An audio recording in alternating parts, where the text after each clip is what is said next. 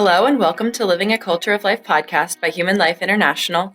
I'm your host, Colleen Haupt, and I'm joined today by Lynn Griesemer. Am I saying that correctly? Griesemer, yeah. Griesemer, okay. And she wrote a book called Porn-Free, I'm going to make sure I get this right, Porn-Free, How to Decrease the Demand for Pornography.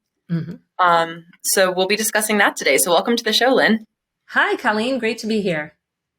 Yeah, so let's just get started.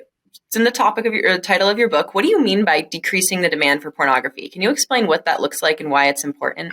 Yes, I decided to write this book sometime around COVID.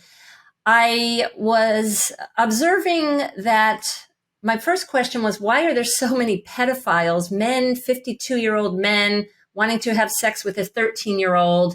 And I thought I was going to write a book on that. And then within 24 hours, I got to the baseline of pornography. Certainly that's not the only reason, but it's a foundation to a big breakdown in human sexuality, human relationships, male-female relationships. And so what I noticed was a lot of material on pornography is based on recovery, addiction, education. If only you educate your kids, if you get the right computer blockages and protection, you'll be okay.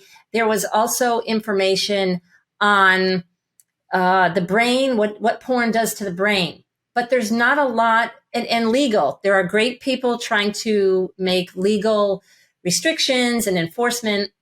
And of course, sex trafficking is an outpour of pornography. But we aren't really talking about how to decrease the demand. So I wanted to dive deep into how can we decrease it in the first place? Now, first of all, don't consume it, but you can't say that. Human nature is very fallen. We know that the Venerable Archbishop Fulton Sheen said one of the biggest sins that will take down a civilization is sexual sin, sin of the flesh. And so many people struggle with this, and porn is so highly addictive. You're curious about porn, you go back for a second look, a third look, and you can create a habit and maybe even an addiction very easily. And it's very frightening. And so I set out to write this book, Can We Decrease the Demand? And I'm actually very positive to talk about pornography because yes, we can. And there are many wonderful things we can do. We can talk about some of those. The perfect person watching this will be parents, young parents on the verge of raising their kids, because decreasing the demand starts when your children are young. It doesn't start when they're 7 or 8, when the parent takes a deep breath and says, okay, let's have a talk. You might run into pornography. It's already too late. There are things we can go back and raise a family to set things in motion that hopefully will provide a foundation that will, nothing is foolproof, but pretty strongly block them from getting involved in pornography. So basically, you want to help parents raise children who aren't interested in it when they do come across it, because that's going to happen at some point, given how today's society is. Is that a correct kind of summary of what you mean by that? Yes, that would be the idea, to create strong people who will be immune to the temptations of porn. They know that it's wrong. They won't take a second look. Their gut feeling will tell them this is weird and this is uncomfortable and strange. I don't want any part of it. I know that it's strange. Because once you have the porn addiction and habit, there's a lot to undo. Your brain, I pretty much think you get brain damaged if you have a full-blown addiction. It could take 2 years, 6 years, 7 years to unravel it and to regrow a healthier brain because of the stronghold. And so today I want to talk about how to slay the porn monster. It truly is a beast. It is a monster. If it affects your family, it's not a happy thing. I'll throw out a few statistics here. 60% of divorces involve some level of pornography habit or addiction or dalliance or porn. You have, let's say, men who've been looking at porn are 300 times more likely to have an affair. And that should be unacceptable. That should be unacceptable. You have children coming across porn at age 11 or younger. Most people will see it by their teenage years. Over 90%, by the time you're in high school, you've seen some porn. You've hopefully not been ensnared by it. So it's really a monster. Oh, and here's another thing too. 100% of men who are sex buyers, prostitutes, strip clubs, mainly prostitution, 100% have seen porn. There has been some kind of level of porn. And over 80% of incarcerated sex offenders, sex addicts, criminals, sex crimes have had pornography involved. So it really is a base. And I have a few radical things to say what parents can do and not tolerate that aren't really related to porn, but they can overlap. And so anyways, I just want to say, Colleen, that your podcast is Human Life International, pro-life, correct? And Yes. So I would say that pro-life abortion is the biggest breakdown in a male-female sexual relationship. For some reason, the couple, or at least one person, is inspired or drawn or pushed to the edge, or they feel desperate to kill the child, to have an abortion. And that is a breakdown in a male-female relationship for whatever reason. They could be college students. They don't think they can afford the baby, whatever it is. And so pornography is also a huge breakdown in human sexuality. Pornography, for reasons I said, it can ruin lives, and some people don't really care because it doesn't affect them. But in my book, I do talk about why it's not just an issue in the privacy of my own home. Because what I want to say about that is, let's say I work in a working environment with many men. And if all these men in the privacy of their own home are watching porn, are habitual porn users, that will affect what they think. And it could have of people, of women. It will affect maybe how they treat you. And so I'm innocent. I'm not doing porn. I walk into the workplace and I have this aura of people who are using porn, and that's who I'm working with. So it does affect society. So I think it's garbage to say, in the privacy of my own home, I can do this. I call for zero tolerance of pornography, and we just want to annihilate the beast. Wives whose husbands have done porn, they'll tell you they wish their husband didn't do pornography. Some will feel traumatic. They will feel betrayed that the husband actually had an affair on them if he has the porn. And we know porn is not right because people do it in secrecy. There's lies that come with porn. And like I alluded to, with pornography could come criminal behavior, could come mistreatment of people, losing job, finances. And what it does is it makes you impulsive. So anything that makes us impulsive, we must beware. And so my first thing I want to bring up that parents can do to help decrease the demand for pornography is, you see our phone here? Well, our phones give us immediate and quick feedback. Every time we're checking, every time we're texting, we keep it by our bed at night and we wake up in the morning and we check those emails, we check the text, whatever. It's telling us it's training us. We're being trained to hit a button. Pornography, they have it all figured out. The king of pornography, porn people, producers, the multi-billion-dollar business, they know, hit a button. Ooh, intensity, novelty. Let me check this out. Dopamine hits. And I want to bring up something pretty interesting. Did you know that the Computer Electronics Symposium has a worldwide conference once a year in Las Vegas between January 4th and 8th, give or take, first, second week in January. This is where well over 1,000 high-tech firms and vendors come to roll out the new innovations, to discuss the technology that's coming.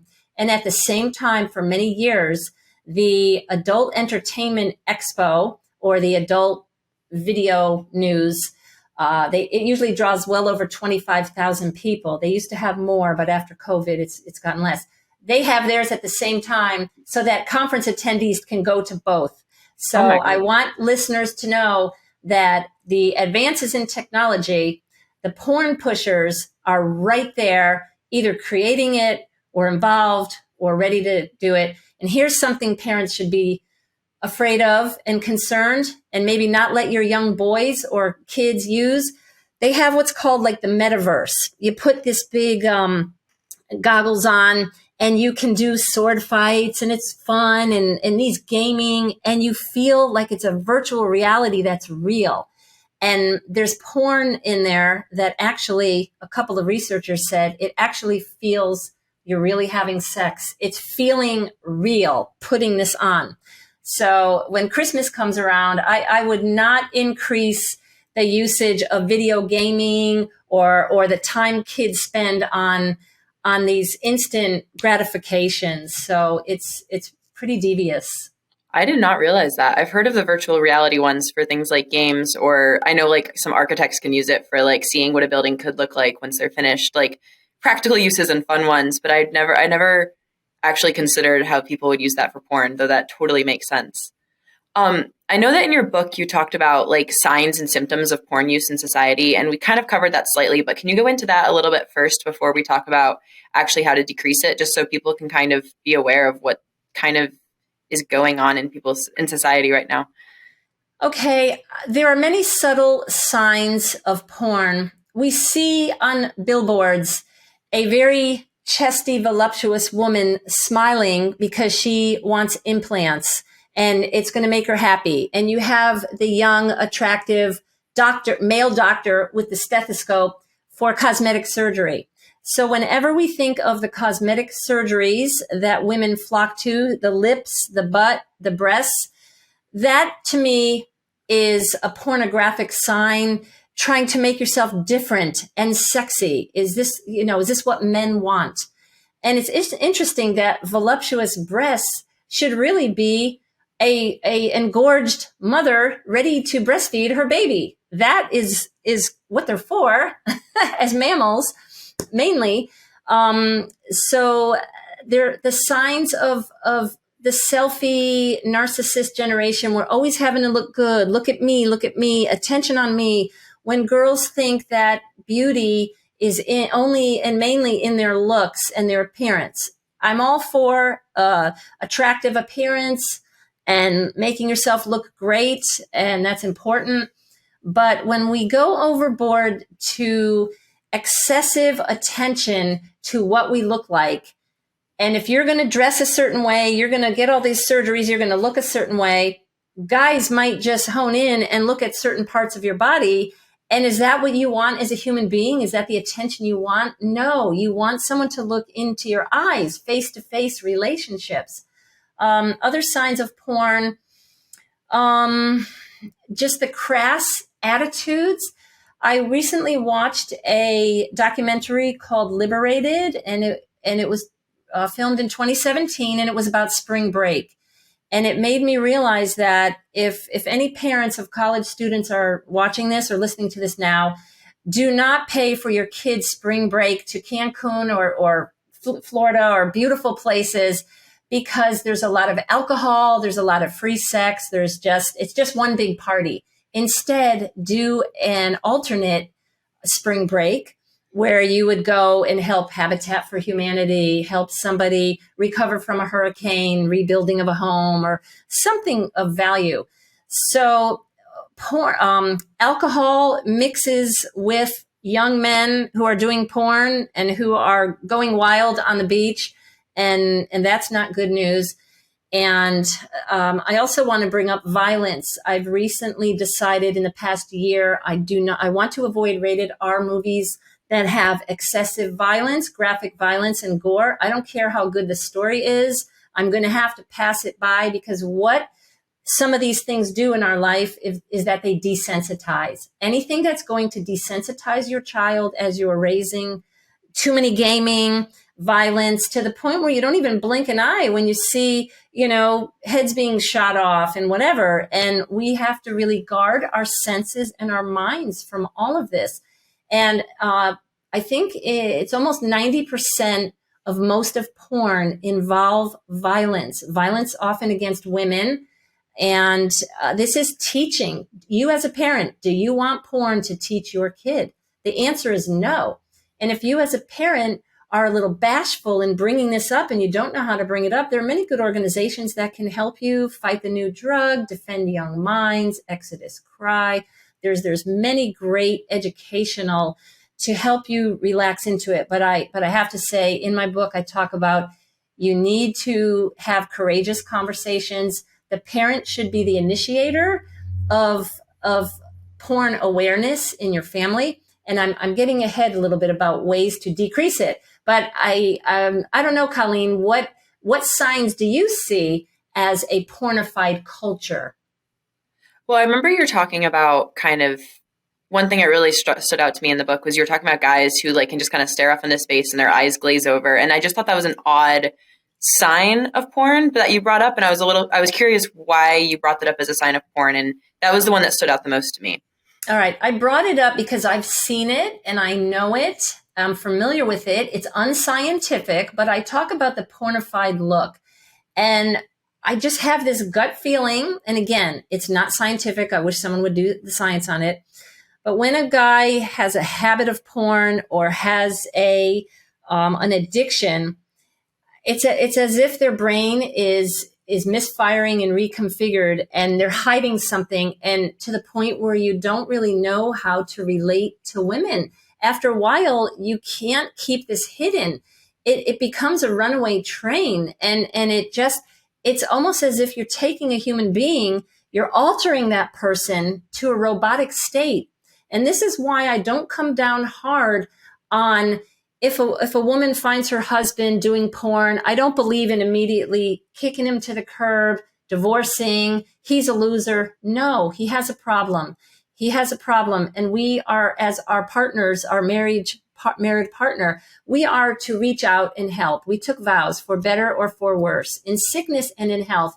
And I see a porn addiction as sickness, a brain reconfiguration. However, it's also moral. And my book comes down very strongly for morality. It's wrong. It's wrong to hide out and to go to your computer at 3 a.m. and to do your porn habit while your spouse is sleeping. It's wrong. And that one thing to combat that is to teach our kids the virtues. And so I definitely talk a lot about virtues, but I do believe that there is a pornified look to some people, and they're just kind of distant. There can be a distance. Interesting. Yeah, that was just something that jumped out at me as I'd never thought of that before. And so can we jump into how you can help your kids grow up so that they don't have any need for porn or desire for it, I guess. And then right. And again, there's no foolproof reason. Yeah. But the first thing to do when a woman, hopefully a married woman, finds out she's pregnant, if this is a surprise and unwelcome and you don't desire it, great. You have 40 weeks of a pregnancy to shift and to welcome that baby and to form love. So the first thing to do is to love every child just because they're a human being, not what they can do for you. Oh, I'm going to raise my kid to be a perfect A student, get into an Ivy League and get a good career. Your child is not a human doing. Your child is a human being. And I wonder if the audience knows the work of Dr. Conrad Bars. He was a Catholic psychiatrist, and I'll just lift his book, Born Only Once. He talks about affirmation, and that is a really good topic for Catholic community to look into, young parents and parents of any age. What is affirmation? Were you affirmed? Are you affirming your child? And basically, you are just loving your child just because of who they are. So now that if you lay that groundwork of the love for the child, you want what's best for your child. And so I'm the other books that I've written some on public speaking and some on marriage. And my big topic is unassisted home birth. And I had 4 kids in the hospital, and then I had 2 at home with just me and my husband, no doctor, no midwife. A lot of people think this is radical, but to me, it was the most loving way to bring a child into the world. And again, I have a very good past history of just 3 hours of labor, start to finish. And I'm very confident and comfortable with the process, and very, I researched it for my 2 at home versus the 4 in the hospital. And so a gentle birth is a great way to start. A gentle birth, breastfeeding, bringing your children up in just with a lot of love. It would be great if the father had a job where he could be home and you could have dinner most nights together. Family unity. A father validating his young daughter's feeling comfortable raising children so that they can tell you anything, not afraid of you. Because if your 7-year-old is at a computer with other kids in the school library and another kid brings up some porn images and your kid sees this, and what's the kid going to do with it? Hopefully you've raised your child to be strong enough to either say, hey, we shouldn't be on this website. Let's get out of it. Or he could quietly go and tell a school teacher, a counselor, or the parent, someone to stand up to conformity, we all want to belong, but if you can raise your children to have some leadership, to have some outspokenness, to know that something's wrong and to do something about it. You don't have to evangelize the rest of the world, but you really want to raise your kids to stand up to it.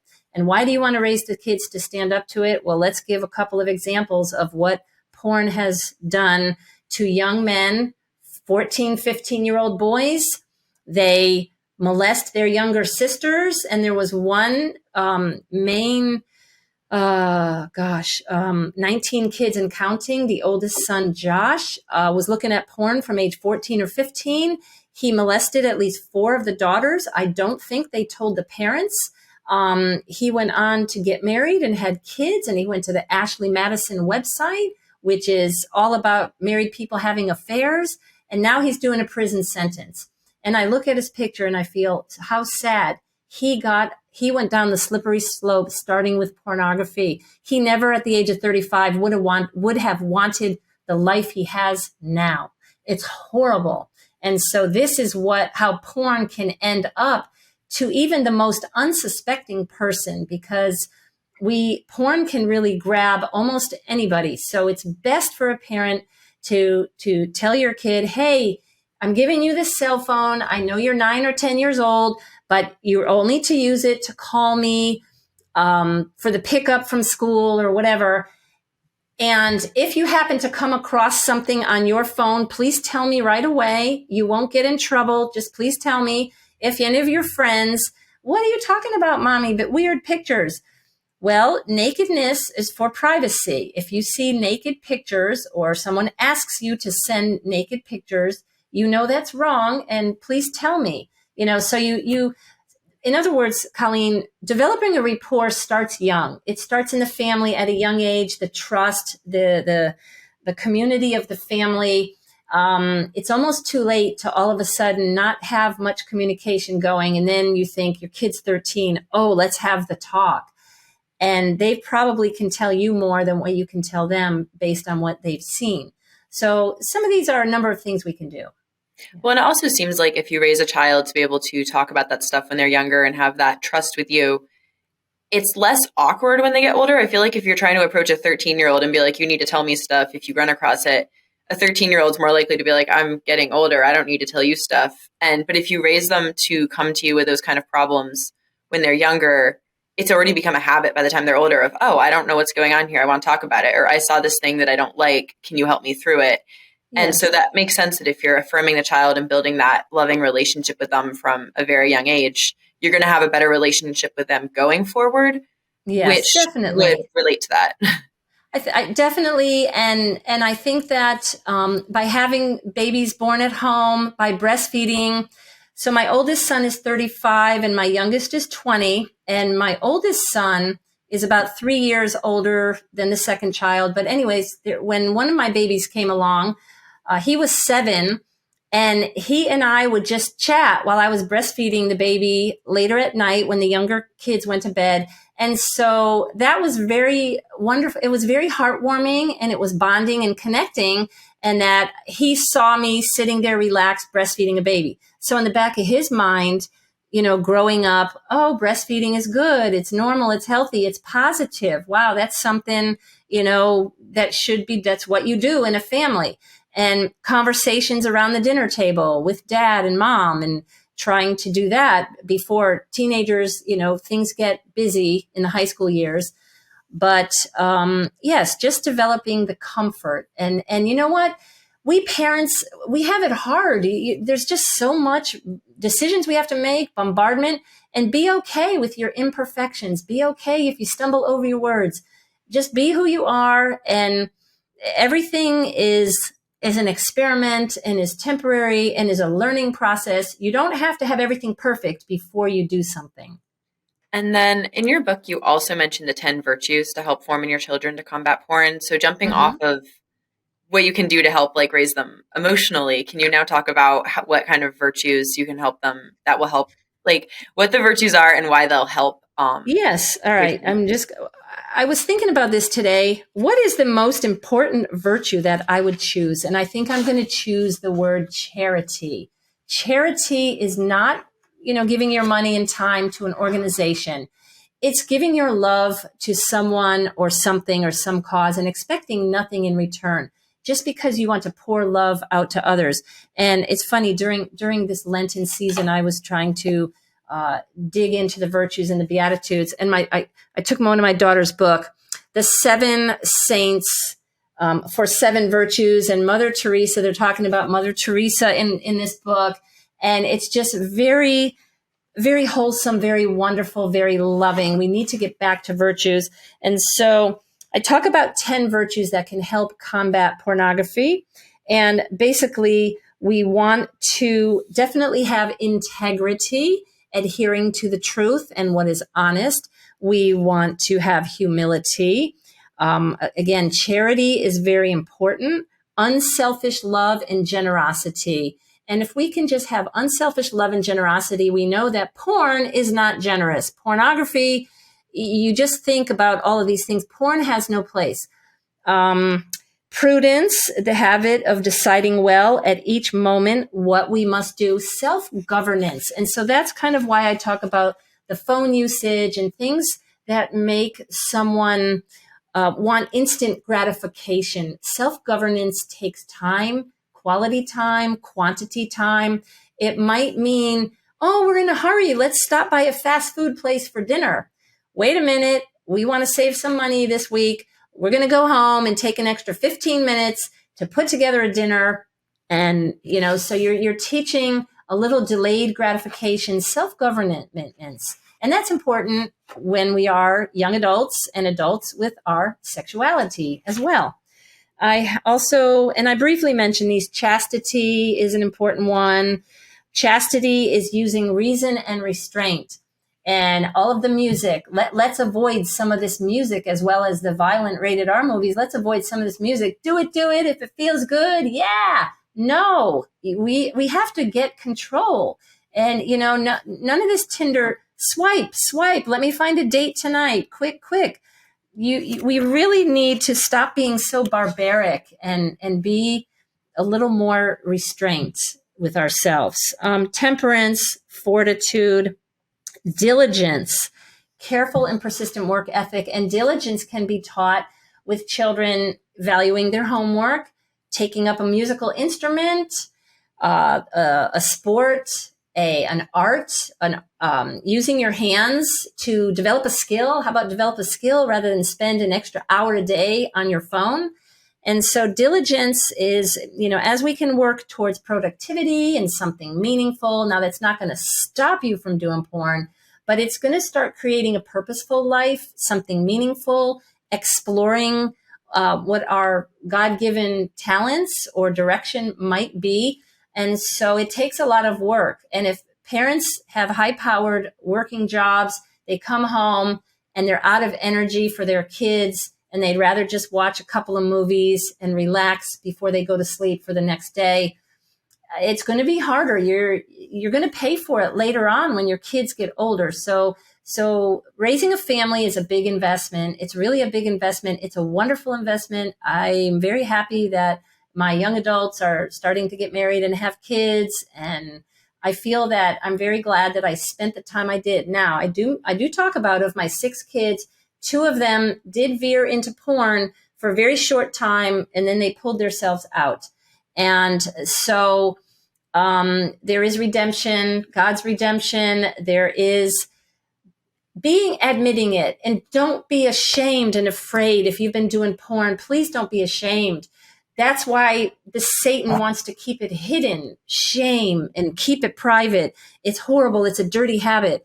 Well, I think it's a habit that we need to bring to the light And we need to work on annihilating, because porn really, it's really horrible. There are young people getting divorced because the husband can't give up the porn habit, and they have a new baby, and they're at an impasse. And that is terrible. Nobody wants to go down that road. No, they don't. And I like how this episode is a good supplement to the one with the Hahnemans, with Jeannie and Bruce Hahnemann, that I did a few months back, because they talk more about the brain chemistry and how to recover from the porn addiction, from the addiction side. And I like how you're bringing in things you can do ahead of time to try to raise children to hopefully not fall into that. It can be an addiction on the brain side of things, but also being able to be like, oh, I don't want to see this anymore. And if you can break it before it becomes an addiction, hopefully, that is great. That's obviously the best possible scenario. Best possible is not seeing it ever, but if you are exposed to it. And to the people, and porn is a way, we all find ways to soothe ourselves. We soothe ourselves, biting our nails, watching TV, shopping, spending money, alcohol. We find ways to soothe ourselves, maybe talking on the phone for too much. So we have to find ways to soothe ourselves. And men, college age men, young men who start the way of porn, just get rid of it and take your time to work on yourself and strengthen yourself. If you're bashful with women, porn is horrible. It will never replace the beauty you can have with a person. So if you're awkward and uncomfortable, if this is what you do for soothing, I say get rid of it and try to find some other way to soothe yourself. And one of my ways that I soothe myself is I'm a long distance swimmer. I live here in Tampa Bay, and I like to swim. I've swum around about 26 or 27 islands in the last couple of years, big ones, small ones. And while I'm in the water, I'm in the present moment. I don't have to think about anything. Well, I do, my stroke. So I'm in the present moment. My mind can drift where it wants to. And that is a great way of soothing, and it's healthy. And so you can find something new. You can find something to soothe yourself. Take up a hobby, darts, painting, pop open, learn about mechanics, auto mechanics. You're just going to have to take yourself and face your discomforts of who you are and try to channel it in a better direction, because to undo what the porn monster can do to you can take years. It can take money. It actually has ruined lives. And I don't want that for anybody. And I actually have a question going back to what you were saying closer to the beginning of the episode about using the example of the woman in the workplace who doesn't view porn, but the people around her does. How do you suggest people who don't view porn how do you suggest that they handle today's society being aware of the issue, but not being paranoid of everyone around them or suspicious of everyone around them? Do you have any advice for that situation? Number one, I don't know that we can change the world or change other people. So we just keep ourselves rooted in who we are. You live your life giving a good example. People will know you by your character. They will know you by your fruits. And so show that you're happy. If you're a happy person, after a while, people might sit back and say, wow, that person has it all together. How does he or she do it? And they'll wonder. So in conversation, you can give little sentences here and there to show people the virtuous life, hopefully, that you're living, to share with people who you are, to share with people, like my son said to me a couple of months ago, my 20-year-old, Mom, you're living the best life. You get to swim. You have so much freedom. I don't have a full-time job. My husband is the main wage earner. And this is just how we've decided our family would be for a while. And I am living a good life. And I said, well, you know I'm living a good life because I'm rooted in God's will for my life. And I'm just trying to adhere to, being a good person, and I didn't want to be preachy. But so when somebody asks you, wow, why are you happy? Why do you have it together? Then you can share. So be ready to share yourself when people ask. But I think I'm more of the quiet type, that I don't go out trying to change or observe, or I just try to share who I am. Yeah, I guess that makes sense that you just wouldn't think too much about how it might affect other people's view of you and just how you can. There's not much we can do. We can put our energy into our spouse, our extended family, our children. That's probably where the nucleus, and maybe your close friends.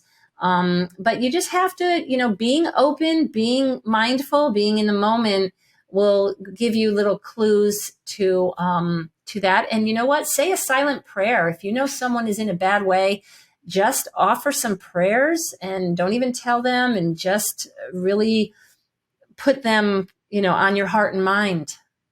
Yeah. It's a great idea. It's always great to pray for people, obviously. And do you have anything else you'd like to share with our listeners before we wrap up today? Yes, I would like to offer a free pamphlet, Porn Free, How to Decrease the Demand for Porn. Basically, this is a very shortened version of my book. If you send me an email, lynn@lynngriesemer.com, I can send you to download this. And basically, it's got why virtues matter. First, I talk about what's your porn story. Each of us has a porn story that we have to reconcile ourselves with. Where did you first learn about it? Did you get pulled into it? What did you think of it? How did it affect you? And you need to reconcile your porn story, as you're living through life and having kids and having an influence on others. Oh boy, today I didn't talk about a biological design. And the whole reason for this, why porn is not good, it's not part of the biological design. The biological design is all living creatures need an environment in which to thrive. We need some type of nourishment or food, and biology, reproduction. So that means male, female. When we talk about reproduction, hopefully that's sex within a long-term, happy, healthy marriage. And what that means is face-to-face communication. Sex is a communication. Porn is not. Porn is voyeurism. Porn is degrading. And I don't agree that porn could be not an aphrodisiac, a foreplay. Porn cannot be a foreplay for a couple. You need to get to know your partner and find out what turns each other on. That is the communication of sex, not looking at porn before you then have sex with your partner. And in a man or a woman in a sexless marriage, no, I'm sorry, no porn as an outlet. A teenage boy with raging hormones, no porn, because porn, it hijacks human sexuality. It goes against healthy sexuality. And it's just, there's no sexual integrity with pornography. And so if you have sexual problems and issues, do not turn to porn. Porn won't fix you. It will only cause a problem. So anyways, yes, I have this little booklet I'm happy to give to people. And if you get my book, I would love for you to leave a review on Amazon.com. This can be read in 3 hours. And it's also got information, if you do catch your spouse doing porn, how to talk with them. And I don't think we really have time to go into that, but there's good resource in there for how to approach your child or your spouse who you find out is doing porn. Usually you will find out, they won't come and raise their hand and tell you. And so it can be very messy, and I have very easy way to help you navigate through that. Awesome. Well, thank you for being on the show today, Lynn. It was great to talk to you. Mm-hmm. And I'll link in the description your book, and I can put your email there as well so people can reach out to grab those. So, okay. Thank you so much, Colleen. I've enjoyed it. Bye. Bye. And to all of our listeners, please follow, and subscribe. Share this with your friends, and just keep on living the culture of life. Thank you, and God bless.